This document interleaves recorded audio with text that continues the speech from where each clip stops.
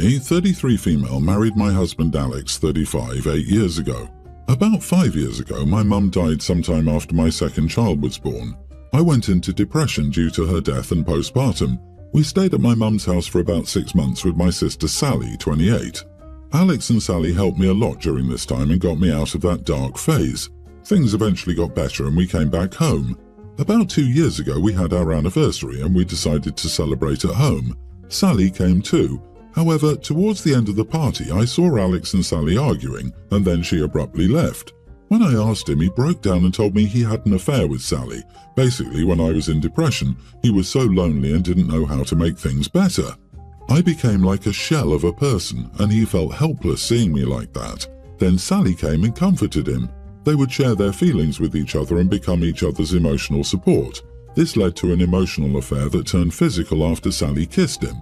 However, after Sally asked him to divorce me, he realized his mistake, freaked out and just ghosted her. After the party, Sally was angry for not leaving me and accused him of using her and throwing her away. He had a breakdown and kept on apologizing. I asked him to leave and that we would get a divorce. He left eventually and we were separated for quite some time. I confronted Sally and she started crying and wanted to explain, but I just cut the call and went with no contact. However, during this time, my kids would cry for their dad and my oldest would constantly ask for him. Also, since I'm working, it's almost impossible for me to take care of them alone at the same time. Also, divorce seemed a bad idea financially. Most importantly, Alex is a great dad and I couldn't see my kids in pain, so I decided not to get divorced. In reality, I have not forgiven him and would leave after the kids are grown up or if the kids feel unhappy. For now, we're working efficiently as parents and the kids are back to being normal and happy. A few days ago, Sally asked to meet through a mutual friend. Upon meeting, she said she was sorry and that she was getting married. She asked me to forget the past and be a family again. She even asked me to be the bridesmaid. I honestly laughed at her face and left. Now she's saying I'm being cruel since I accepted my husband but am punishing her, that I'm her only family and I should leave things in the past. I honestly don't want anything to do with her because of how much she hurt me. I adored her growing up and she did that to me, but I don't know anymore. So, am I the idiot for not forgiving my sister as she had an affair with my husband, even though I accepted my husband back? Not the idiot for cutting your sister off, but you are the idiot for not giving yourself a better life, the life you deserve. You could make it work. Anyone can change their situation if they really want to. You're willing to spend the next 10 plus or whatever years of your life miserable because of your excuses. That makes you an idiot to yourself and the future well-being of your kids, who have to grow up knowing you didn't have it in you to stand up for yourself and leave. OP, just so you know, your kids aren't stupid. They're much more intuitive than you think, and even if everything seems like sunshine and rainbows, they know their parents are just going through the motions. You should have divorced your husband. You could have been co-parents in separate houses. That way the kids could still see their dad. A good dad doesn't translate to a good husband.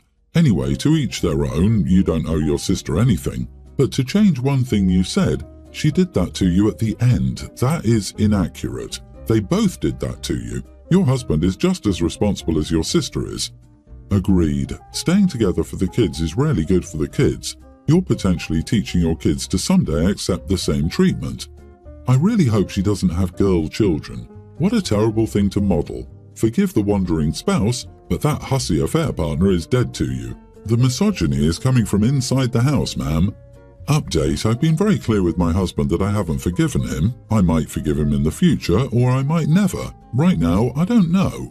However, I could not take his right to be a dad as well, as we both love our kids a lot. I'm not deceiving him nor giving him false hope. As for kids being unhappy, if at any point in the future I feel they are unhappy, or this arrangement is doing more harm than good, then we will choose the route to co-parent. For now, I've decided to wait until the kids are grown up a bit so they can understand the situation. But for now, they're happy having both dad and mom around. Even if I could forgive my husband, I would divorce him in the future as I cannot see him as my husband anymore, and I'm no longer sleeping with him.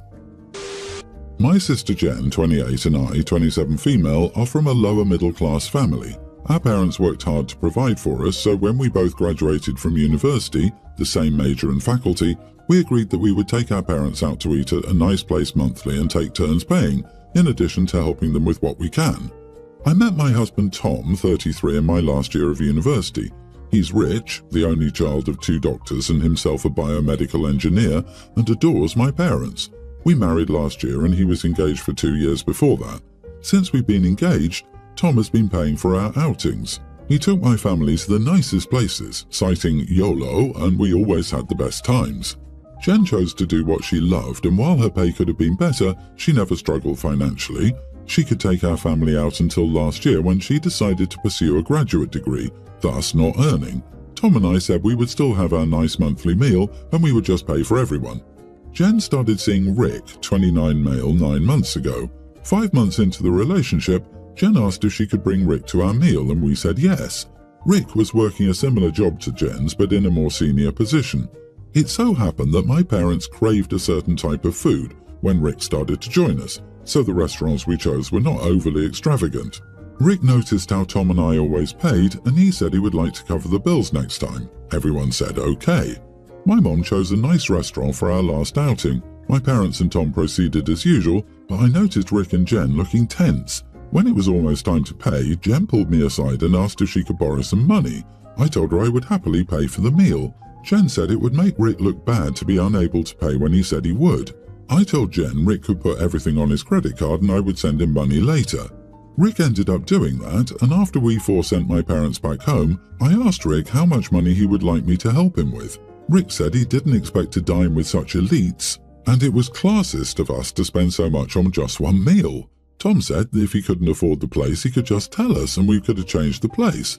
Rick then accused Tom and me of calling him poor and beneath us. He said he would rather go into debt than accept our help. I could tell Tom was mad, but he just took me home. Jen later called me and said I was inconsiderate for not asking our mom to choose a less pricey restaurant. She said if Tom and I thought the restaurants we'd been dining at so far were average priced, we were so out of touch with reality.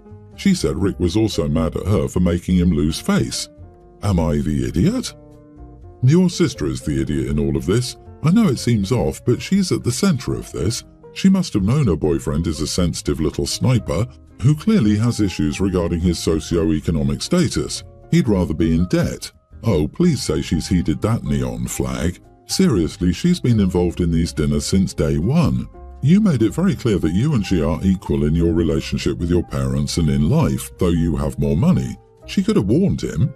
I understand his desire to impress, but his pride is the evil in all this. She must know she's dating a man with that kind of pride. Everyone is glossing over the point that Rick has freeloaded multiple meals off OP and her husband, Tom. Somehow, in all of those free meals, he hasn't saved enough to pay for one pricey meal for the group. Rick is a gainfully employed 29-year-old. Why should OP and Tom always pay for him? If Rick can't afford it and couldn't be bothered to check the price of the restaurant, he just needs to swallow his pride and admit it. I'm baffled at his audacity about losing face because he wasn't losing face by freeloading this entire time. Exactly. Weren't they elitist when they were footing the bill? Not only is he entitled, but he's also in denial about his own success and circumstances. Sounds like Rick has champagne taste on a beer budget. OP is not the idiot. This was on the sister and her boyfriend to manage, not OP. My daughter, 28, and I, 56 female, have a tough relationship. I take the blame for all this. When she told me she was a lesbian, I didn't react well. I didn't kick her out of the house or do anything else, but I said terrible things. Our wonderful relationship turned into barely talking. My husband woke me up 2 years after she came out. I started trying to improve my thoughts and prejudices and understand all of this better. Still, our relationship was already severely damaged because of me. I apologized to her for the things I said. We had a heart-to-heart conversation and she was very sincere in saying that when she left the house, she would cut off contact with me because, despite accepting my apology, she no longer trusted me as someone she wanted around. I accepted this and she cut off 95% of contact with me after going to college. I tried to get closer or go to therapy together, but she refused, so I respected it. We had contact while my husband was alive because she attended the end-of-year parties. Still, after he passed away 3 years ago, we talked 3 times. She didn't want to talk and I respected that because I was aware of what I did. 2 weeks ago, I was in a car accident and I broke 2 ribs and my arm and had several scratches on my body. It was nothing serious. I'm recovering well and have help at home. I didn't say anything to my daughter because we don't talk and she lives 8 hours away. She called me yesterday asking if I'd really been in an accident. When I confirmed, she started to argue with me, saying I shouldn't learn this kind of thing from my cousin, but from you. I was honest here and said we hadn't talked in months, almost a year. I respected what she asked, and I thought this was a topic she wasn't interested in. She started to say that even though we didn't talk, I had to tell her this type of information because she was my daughter and the only immediate family, and not hide it from her. She's upset with me, but today I received a bag from the pharmacy with pain medication and other things from her. I'm feeling bad, but I'm also doing what she asked, which is that we have no contact. Am I the idiot? Yeah, ignoring everything in the past here and judging on the present is not the idiot. She's the one who maintained a no-contact relationship. You've respected her wishes for years and kept your distance at her request. It's ridiculous for her to scold you for doing as she requested. You can't be faulted for respecting her wishes. She can't change the rules and then play the victim after the fact. It sounds like there's no winning for you here. You're damned if you do, damned if you don't.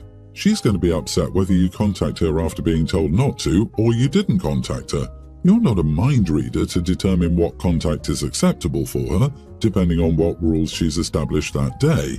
It's possible the daughter got a real scare after the accident and is now regretting how much distance there is in the relationship.